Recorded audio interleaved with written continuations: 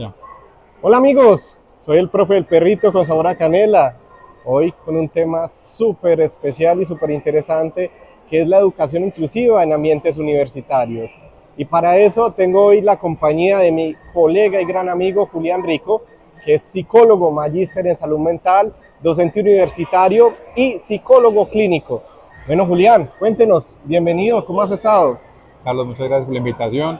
Un saludo para todas las personas que nos ven en las plataformas que utiliza aquí el profe del perrito. Un gusto, mi nombre es Julián Rico, como dice Carlos, soy psicólogo, soy magíster en psicología y salud mental, profesor universitario y soy psicólogo clínico. Me he dedicado pues a la profesión ya desde hace más o menos 14 años. Entonces, bueno, un gusto estar por aquí y, bueno, Carlos, no sé, Ok, cuéntame. bueno, Julián, excelente. Quiero que hablemos un poco de esa experiencia universitaria en la cual has tenido que desenvolverte precisamente con unas estrategias pedagógicas que te permitieron cumplir con éxito tu función de docente con algunos estudiantes que presentaban condiciones de discapacidad. Efectivamente, pues en las aulas universitarias a veces nos encontramos con estudiantes que tienen dificultades o tienen, digamos, o presentan, digamos, condiciones diversas. Yo creo que una de las más retadoras siempre va a ser, digamos, las discapacidades visuales o las, digamos, afectaciones visuales en los estudiantes porque, digamos, limitan mucho a la hora de, digamos, utilizar el material didáctico.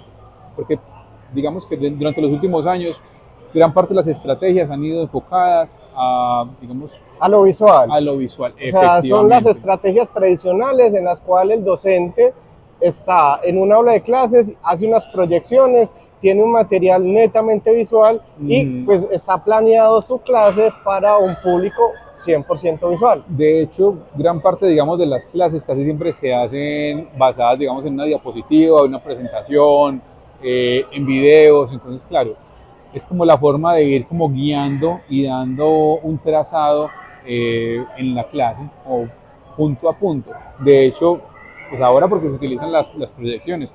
Anteriormente era el tablero y era, digamos, a mí me tocó ver los procesos cuando todavía utilizaban las tizas. Ya ahora uno utiliza a veces marcadores pues borrables en las pizarras blancas, pero efectivamente, o sea, todo va dirigido a personas que obviamente pues pueden ver o pueden, digamos, seguir como la línea de la clase a través de sus ojos. Entonces, sí es muy complejo y es complicado a veces con otro tipo de estudiantes. Y yo creo que algo de lo que es más difícil es lograr mantener la concentración y entender que dentro del aula de clases hay una persona que no puede ver, porque a veces uno como docente se profundiza en su contenido y como que mantener esa permanente concentración es muy difícil. ¿Por qué? Porque es que pues usted está hablando y se le olvida que ahí en el salón está el otro. Entonces, ¿cómo lograbas poder que ese estudiante tuviera acceso al contenido sin que eso imposibilitara también que los demás estudiantes estuvieran también ahí conectados? Sabes que una de las estrategias más interesantes para hacerlo es, digamos, generar como, primero, un diálogo con los estudiantes, que digamos las clases no fueran tan lineales o basadas, digamos, en un sketch, con un recorrido, sino que se vinculara al estudiante con el contenido realmente que estábamos trabajando y ser muy descriptivos. Sabes que, por ejemplo, una de las experiencias que más recuerdo fue en algún momento me tocó, digamos, dar clases virtuales, sobre todo en época de pandemia, y tenía uno de los estudiantes que efectivamente pues no podía ver, pero él igual asistía a las clases virtuales, que fue todo un reto, pues en esa época, pues ya todos saben que en esa época todo era de manera virtual, era a través de los computadores, que no podíamos hacer clase presencial. Entonces había que ser demasiado descriptivo a la hora de las clases. Entonces lo que intenté hacer fue dejar bueno, las presentaciones y las diapositivas de lado y generar más como un diálogo y una conversación con los estudiantes a partir de lo que ellos podían leer, de lo que podían ver, digamos, en esos tiempos extra o, digamos, anteriores a la clase, porque uno dejaba unas, digamos, unas lecturas previas y comenzar a hacer un diálogo más de conocimiento que simplemente una clase lineal. Entonces, la idea era que ellos se vincularan y empezaran a preguntar a partir de lo que ellos conocían o lo que ellos se inquietaban y generar ese diálogo de conocimiento como tal. Oiga, súper interesante, me parece que era también una estrategia ganadora y creo que ahí también se aterriza un poco a lo que es el caso por caso, porque no todas las personas requieren de las mismas estrategias y el poder usted conectarse con ese estudiante y también con el entorno, con el grupo, pues ayuda a que pues, se pueda identificar cuáles son las necesidades particulares que ese estudiante presenta y de esa forma pues poderle brindar alternativas y no solamente como usted menciona quedarse como en un contenido lineal. Pero bueno, Julián, algo que también de pronto las personas desconocen del quehacer docente es la preparación y después la post-evaluación. Entonces, ¿cómo lograste conectar al estudiante con esos procesos evaluativos y con esa flexibilidad curricular para que se tumbara un poco el mito de que no, como usted es discapacitado, usted ya ganó, para que también existiera un nivel de exigencia y para que ese estudiante sintiera que estaba compitiendo en igualdad de condiciones? Lo que pasa ahí es, digamos, un punto chévere de tratar y es mirar cómo generar una evaluación más que, digamos, por lo que la malla curricular exige o la institución universitaria exige, sino más como por lo que el estudiante alcanza a adquirir. Es decir, el conocimiento que el estudiante adquiere realmente se vea reflejado en él. Una de las cosas que me parecían más chéveres de hacer era más como conversación, como lo que llaman ahora pues como las evaluaciones orales, pero no era tanto como que el estudiante respondiera netamente a una pregunta como tal con la intención de corcharlo, sino que era decirle, plantearle un tema y que el estudiante simplemente me contara qué sabía a partir de ese tema y que se generara un diálogo de saberes. Una de las cosas que, por ejemplo, intentamos hacer ya, digamos, en clase presencial era hacerlo como por grupo de estudiantes, es decir, ponerlos, seleccionarlos al azar y que un grupito de 4 o 5 estudiantes generara, digamos, ese saber, ese contenido y la discusión sobre todo, porque en el tema de la discusión se puede generar un contenido mucho más interesante, un conocimiento, digamos, que se puede agarrar, que se puede utilizar y que el estudiante a medida que los otros compañeros van conversando y van hablando, puede ser muchísimo más enriquecedor.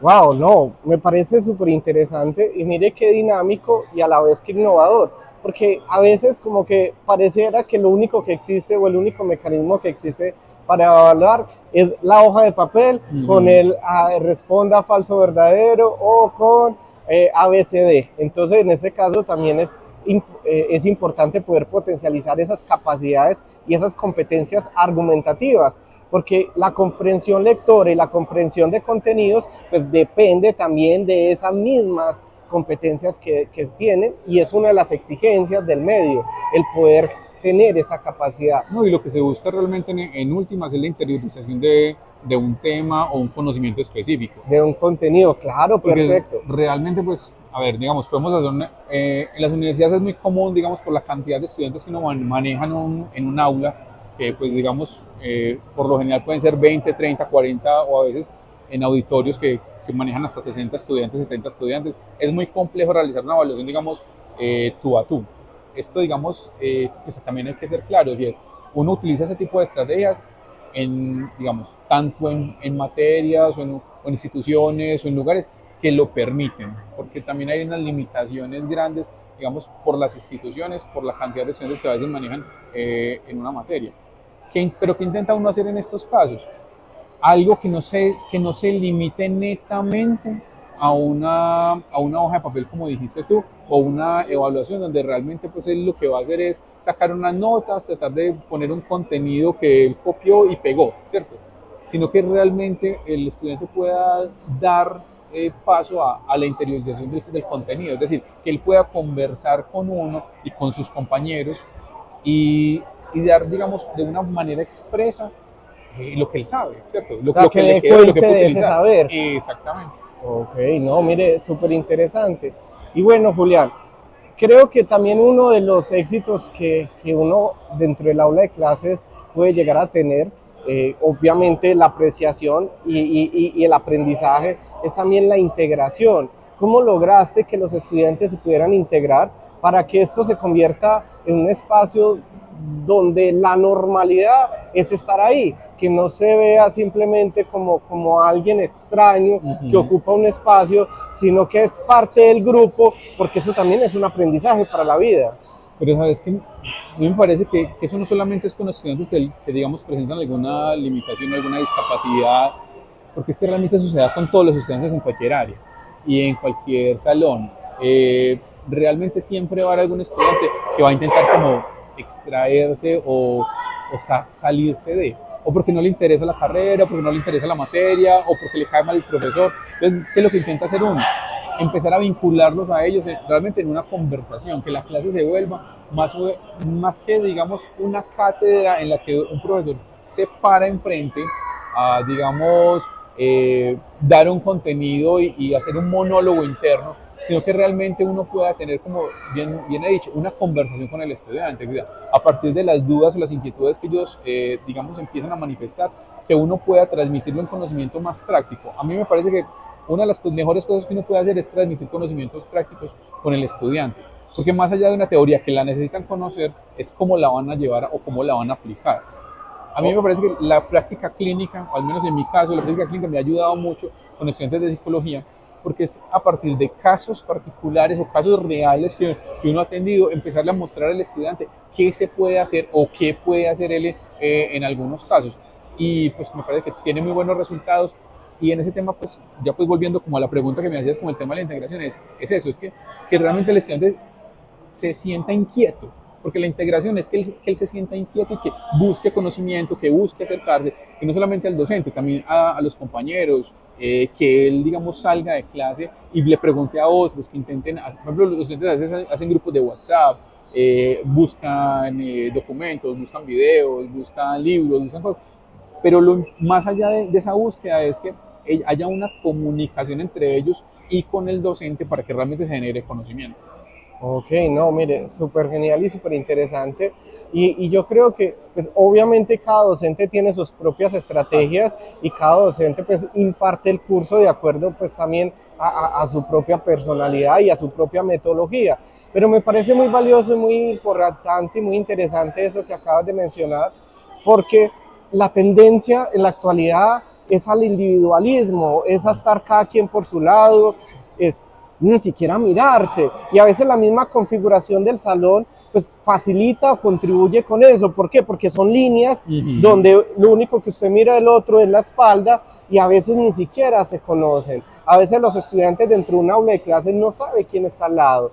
Entonces el poder configurar, el poder tener pues como una distribución un poco diferente de esas aulas de clases pues ayuda también precisamente a esa integración, ya que no estén siempre los mismos con los mismos, sino que pueda ir existiendo como una rotación y de esa forma pues también vayan conociendo al otro. ¿Para qué? Pues para que se puedan conocer, que es que no se conocen, y nosotros, como usted también menciona, estamos velando por esa integración social, por esa inclusión social. Y qué chévere también, Julián, que hayas tocado el tema precisamente, no es solamente algo de una persona con discapacidad, esto también es en general de todas las personas y de todos los estudiantes. Y qué bueno que nosotros podamos llegar a eso, a integrarnos, porque sabemos que hoy la sociedad está muy polarizada y nos falta eso, como un poquito más de empatía, y nos falta también conocernos un poquito más. Bueno, Julián, ya como para ir cerrando, no sé si de pronto tengas una anécdota o una reflexión que te haya pasado en un aula de clases. Yo creo que más que, no sé, aquí como pensando en anécdotas o reflexiones, es como el hecho de empezar como es más como una invitación. Yo creo que la invitación como tanto para estudiantes como para docentes es generar como más dinamismo a la hora de impartir una clase. Lo que pasa es que tenemos una concepción como muy rígida y a veces está muy conservadora, y lo podría decir de esta forma, también muy facilista para uno como docente, el tema de la clase lineal, porque el tema de la clase lineal genera una facilidad en la que vos la clase que impartís el día de hoy la vas a replicar 2, 3, 4, 5, 20 veces, entonces nunca va a haber como ese tema de la creatividad a la hora de la clase, o el acomodar la clase en el caso por caso, o el grupo por grupo, porque hay grupos en los que realmente vos podés, digamos, generar unas cosas magníficas a partir del conocimiento propio de estos estudiantes. Entonces, la invitación es como a generar, digamos, un conocimiento más particular, de que realmente el diálogo en las aulas de clase sea como lo principal. Entonces, que es, digamos, impartir un conocimiento, tener, digamos, claro unos preceptos teóricos, pero la conversación es fundamental, es decir, la conversación con el estudiante que sea una cosa directa a partir de también lo que son las necesidades propias de ellos, porque es que todas las épocas siempre van a cambiar y sabemos pues que digamos hay unas estructuras claras o unas temáticas claras que uno siempre va a impartir, pero la forma en la que uno les permite, digamos, llegar, sobre todo por, digamos, las concepciones sociales o culturales del momento, siempre van a ser diferentes, ¿cierto? No es lo mismo digamos, la sociedad que tenemos hoy en día, 2024, a la que teníamos en el 2020 o en el 90, en O antes de la 1999, pandemia, es que antes de pandemia, antes y después de pandemia, la sí. pandemia también marcó un antes y un después, especialmente con la tecnología, con las Sí. plataformas, y ahora precisamente el nuevo reto de la inteligencia artificial demanda precisamente lo que usted menciona de una creatividad y de una exigencia extra del quehacer docente. Eso también es un reto y también va un poco demostrando cuáles son esas capacidades que tiene el docente precisamente. Aquí que dices el antes y el después de la pandemia.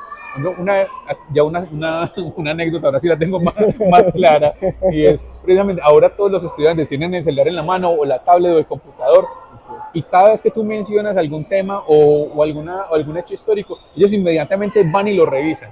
Entonces cuando van y lo revisan, tienen acceso a una información puntual que ellos pueden buscar y pueden encontrar en segundos. Y contrastar. Exacto, entonces cuando ellos te preguntan directamente, porque me ha pasado que a veces doy un término o digo algo, ellos van, lo buscan inmediatamente y me dicen, profe, ¿y esto cómo se puede usar? Entonces es muy chévere porque entonces, ellos en segundos buscan información, te la devuelven y se genera el diálogo de cómo podemos utilizar ese conocimiento teórico de una forma práctica.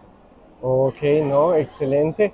Bueno, yo creo que con esto podemos ir cerrando y precisamente la educación inclusiva también va de la mano no solamente a excluir, sino a incluir a todos dentro de un aula de clases. No sé, Julián, si quieres darnos tus redes sociales para los que le interesen capacitaciones, talleres y también la participación de Julián dentro de sus procesos de formación. Bueno, me pueden seguir en Instagram como Julián Rico PSI. Pues es como la única red que manejo realmente. O el correo electrónico, me pueden contactar en julianricopsi@gmail.com. Ok, Julián, bueno, no, muchas gracias a ustedes y también a todos los que están aquí hasta el final. Recuerden, soy el profe El Perrito con sabor a canela. Hasta la próxima. Carlos, muchas gracias. Hasta luego. Bien.